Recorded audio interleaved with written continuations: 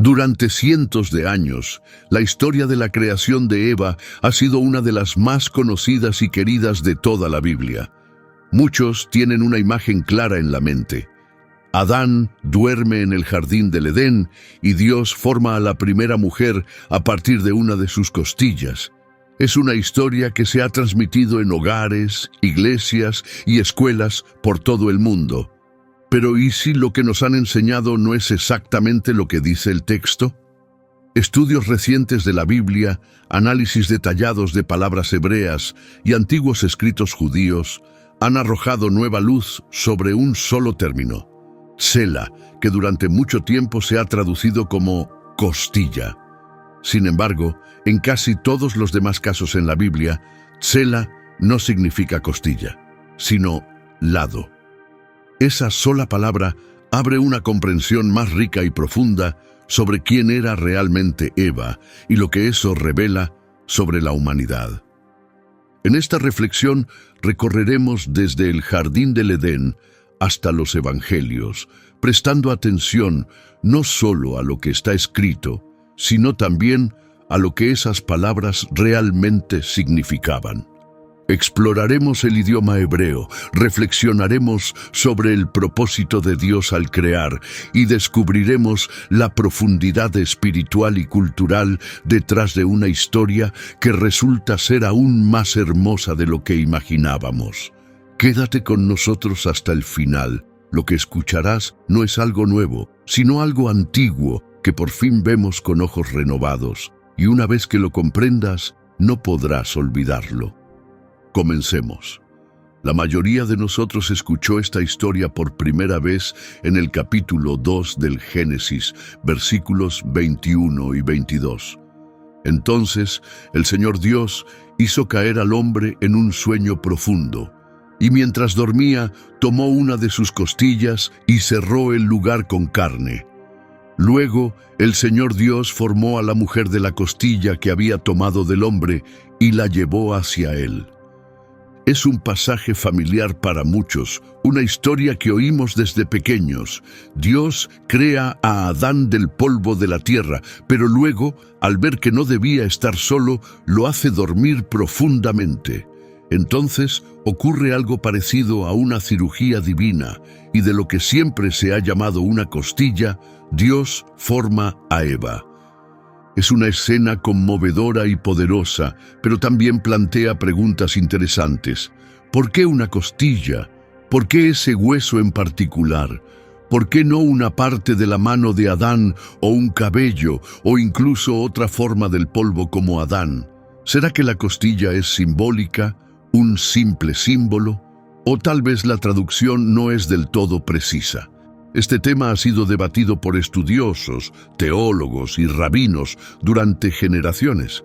Y cuando volvemos al texto original en hebreo, descubrimos que la palabra que tradicionalmente se ha leído como costilla tal vez no signifique eso en absoluto. Aquí es donde realmente comienza nuestra búsqueda. No con creencias antiguas, sino con el idioma hebreo, el mismo que usó Moisés para escribir estos momentos sagrados.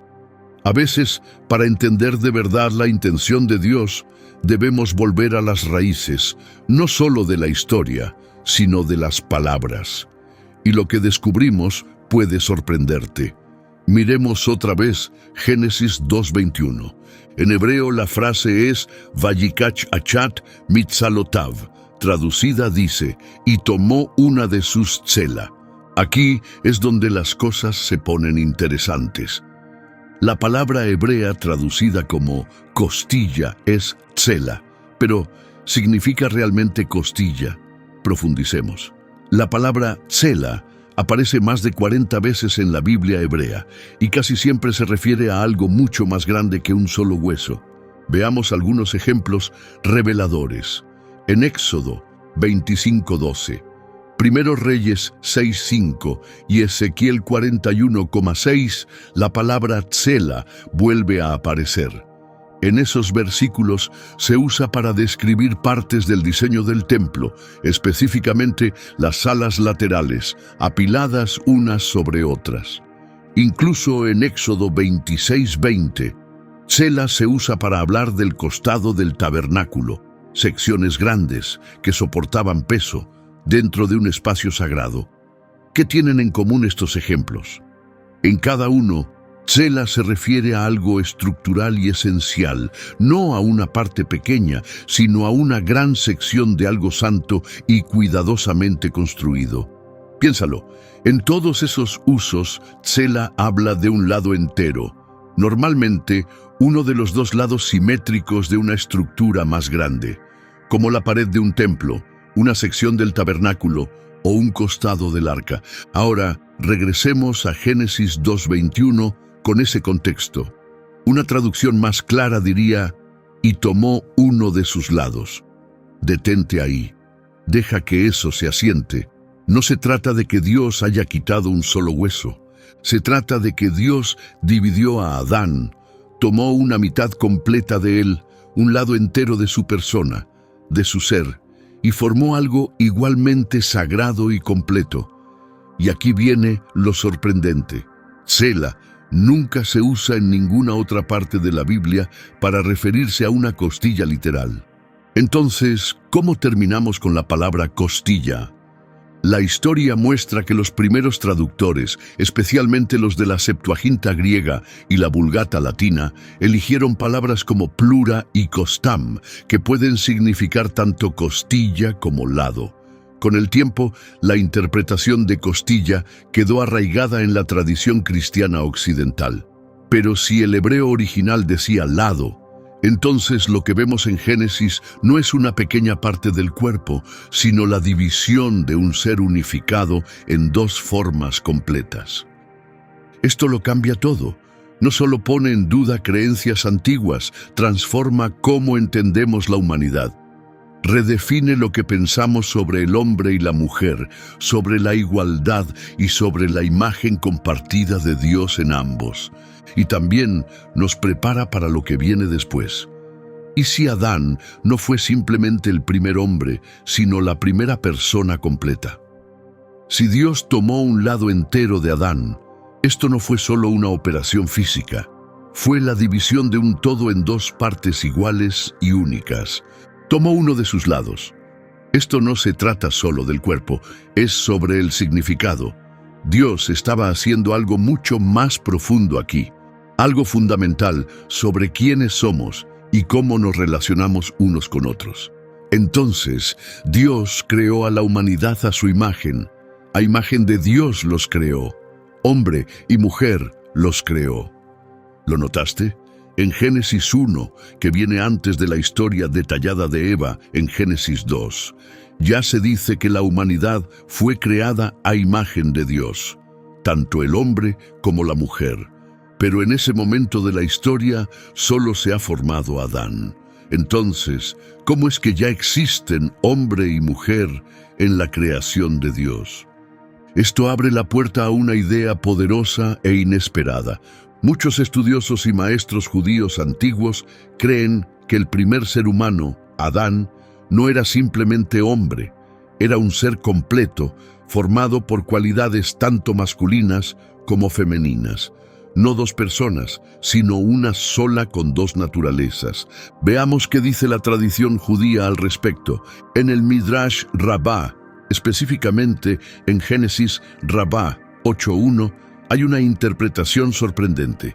Se dice que cuando Dios creó al primer ser humano, le dio dos rostros. Luego los separó, formando dos espaldas, una para el hombre y otra para la mujer.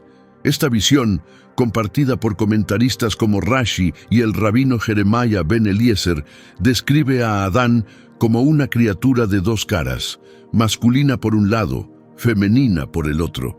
Así que el acto de separación no fue solo la extracción de un hueso, fue la introducción de la individualidad, la identidad y la conexión. El Talmud, en Berajot 61a, añade: el hombre fue creado con dos rostros y luego fue dividido en dos.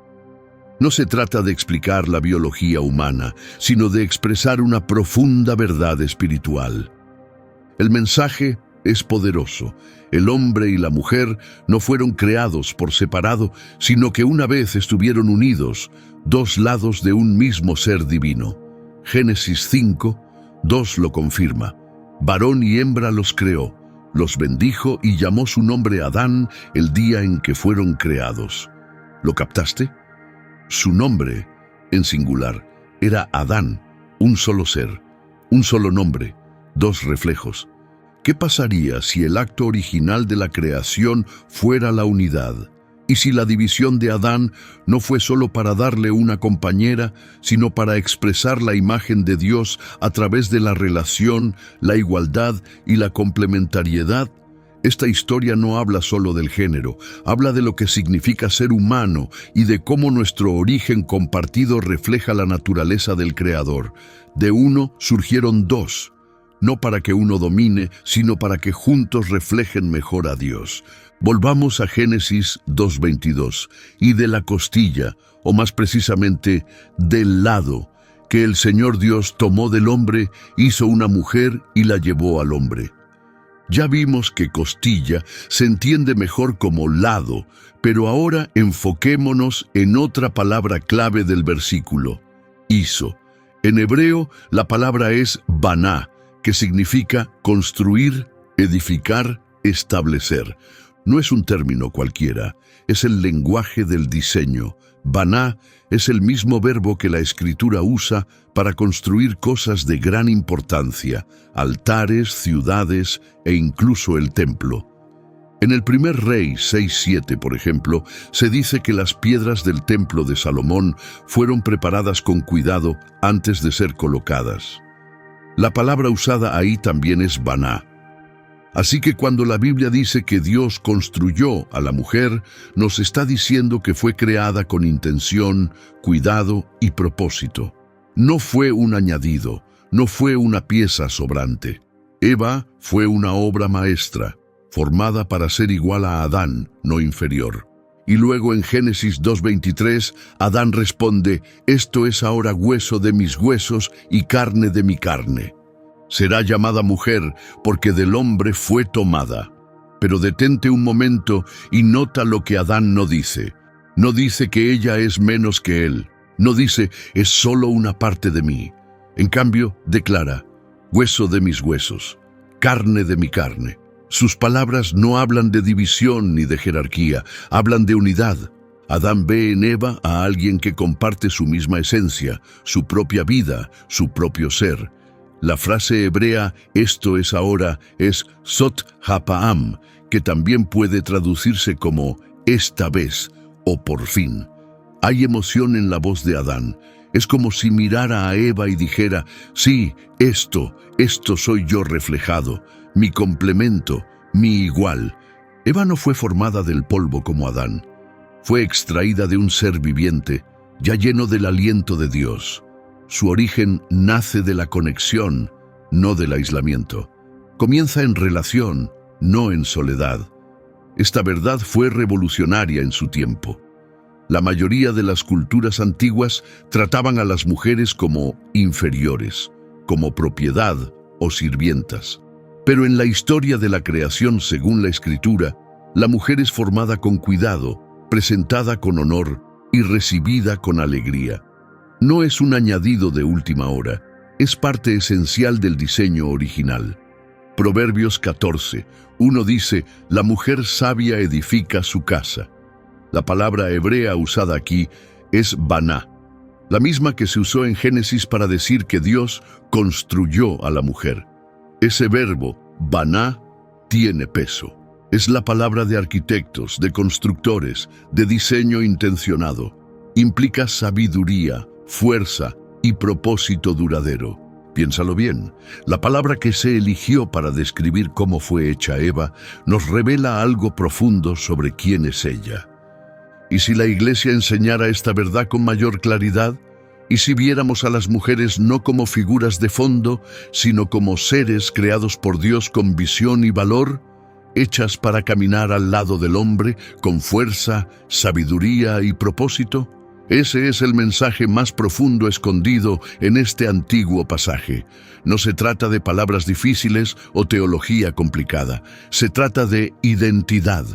Eva no fue un accidente, su creación fue intencional, significativa, Dios llevando la teología a la acción.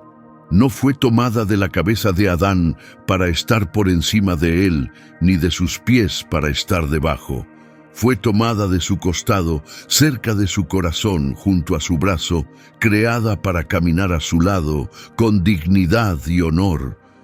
Esta imagen apunta a una realidad espiritual más profunda. Gálatas 3:28 dice: «Ya no hay judío ni griego, esclavo ni libre, hombre ni mujer, porque todos ustedes son uno en Cristo Jesús». Esta unidad no borra nuestras diferencias. Eleva tanto al hombre como a la mujer a la dignidad que siempre debieron tener. Es un regreso al diseño original de Dios, una visión de valor compartido, propósito compartido, identidad compartida. Desde el Edén hasta los Evangelios, la Escritura muestra un movimiento, Dios restaurando lo que fue roto, sanando la división entre el hombre y la mujer. Comienza con Adán y Eva uno al lado del otro. Continúa con Jesús, quien honró a mujeres como la samaritana en el pozo, María Magdalena y María de Betania. Y se extiende hasta las cartas de Pablo, donde las mujeres son reconocidas como compañeras en la misión del Evangelio, como en Romanos 16. Lamentablemente, la historia de Eva ha sido muchas veces mal interpretada, usada para justificar la dominación del hombre o para decir que la mujer solo fue creada como una ayudante en segundo plano. Pero cuando volvemos a las palabras originales, cuando tomamos el hebreo en serio, descubrimos un mensaje muy distinto al que muchos han escuchado. La mujer no fue creada para ser menos que el hombre. No fue formada como un apoyo marginal ni como un añadido a su historia. Fue tomada de su propio ser, un reflejo, una compañera, alguien que comparte su misma naturaleza e identidad. Génesis 1:27 dice: «A imagen de Dios lo creó, varón y hembra los creó». Esto significa que tanto el hombre como la mujer llevan la imagen de Dios. No de forma idéntica, pero sí de maneras que se complementan. Ni la masculinidad ni la feminidad por sí solas revelan el cuadro completo, pero juntas muestran algo profundo sobre la naturaleza de Dios. ¿Y si esta verdad se ha perdido durante generaciones? ¿Y si la idea de que Eva fue hecha de una costilla dio lugar a una teología que subestimó la fuerza, la sabiduría y el propósito de la mujer desde el principio? Recuperar esta verdad no se trata solo de una mejor traducción, se trata de restaurar la identidad. El hombre y la mujer nunca fueron creados para competir ni para dominar. Fueron formados para caminar juntos, con la misma responsabilidad, la misma dignidad y un propósito compartido para reflejar juntos la imagen de Dios. Cuando volvemos a esa visión original, cambia nuestra manera de vivir, de liderar, de amar. Durante demasiado tiempo, Génesis 2 se ha leído desde una perspectiva patriarcal, enseñando que la mujer vino después y por eso era menos importante. Esa interpretación ha influido en la teología, en el liderazgo dentro de la iglesia e incluso en la cultura, provocando matrimonios desiguales, limitando el rol de la mujer en el ministerio y reduciendo la forma en que se expresa la imagen de Dios a través de lo femenino. Pero, ¿y si hemos entendido mal la historia? Miremos de nuevo Génesis 2:21. Y el Señor Dios tomó uno de sus lados. Si Dios quitó un lado entero, y no solo un pequeño hueso, entonces la mujer no es una copia menor, no es un fragmento, es un reflejo completo y vivo de la intención divina. Esto no fue una resta, fue una división, no para poner a uno por encima del otro, sino para formar a dos iguales desde la misma fuente. No es una cadena de mando, es una relación basada en la reciprocidad, como un círculo, no una línea. Ahora observa Efesios 5:31. Por eso dejará el hombre a su padre y a su madre, y se unirá a su esposa, y los dos serán una sola carne. Pablo está citando la historia del Génesis, recordándonos el plan original de Dios. Uno se convirtió en dos, y por amor, los dos vuelven a ser uno. El matrimonio no está hecho para establecer poder o posición. Es una sanación, un reencuentro, un lazo sagrado. Es un regreso a lo que siempre se quiso: unidad, respeto y amor con un propósito compartido.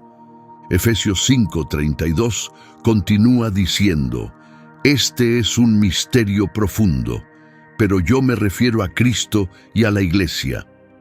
En esa sola frase, Pablo revela algo simbólico. Presenta el matrimonio no solo como una relación, sino como un reflejo del vínculo entre Cristo y su pueblo. ¿Y cómo se relaciona Cristo con la Iglesia? No a través de la dominación, sino con amor. Él da, sirve, se sacrifica y la eleva. Si este es el modelo de amor, entonces las relaciones basadas en este patrón no colocan a la mujer debajo del hombre. Honran a ambos como compañeros, caminando juntos con propósito y gracia. Jesús desafió constantemente las normas culturales de su tiempo. En una sociedad que callaba a las mujeres, Él las invitó a hablar.